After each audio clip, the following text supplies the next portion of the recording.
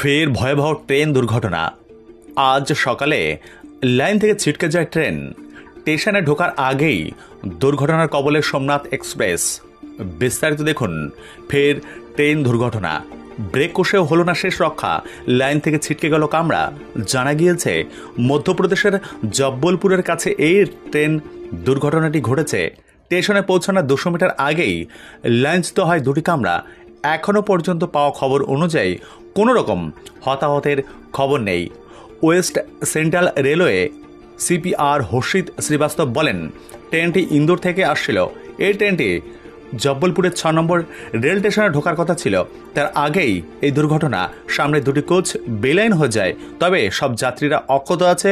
সকাল 5টা 50 নাগাদ এই ঘটনাটি ঘটেছে।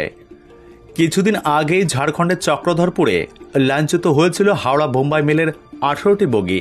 খেলনার মতো লাইনের উপর ছড়িয়ে ছিটিয়ে রয়েছে এক্সপ্রেসের ট্রেনের অসংখ্য কামরা। শালিমার চেন্নাই করমণ্ডল এক্সপ্রেসের স্মৃতি উস্কে দিয়েছে ওই দুর্ঘটনা। কাঞ্চনজঙ্ঘা এক্সপ্রেস ও চণ্ডীগড় ডিব্রুগড় এক্সপ্রেসের পর হাওড়া মেল মুম্বাই, আর এবার দুর্ঘটনা কবলে সোমনাথ এক্সপ্রেস।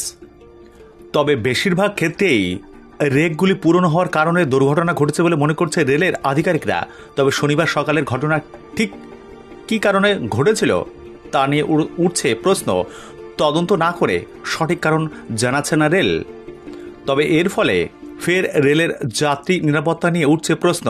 পরপর রেল দুর্ঘটনা হচ্ছে, মানুষ মারা যাচ্ছে, কিন্তু সরকার কি আদৌ নড়ে চড়ে বসেছে? এই বিষয়ে এখনো পর্যন্ত রেলমন্ত্রীর তরফে বিবৃতিও পাওয়া যায়নি। ধন্যবাদ।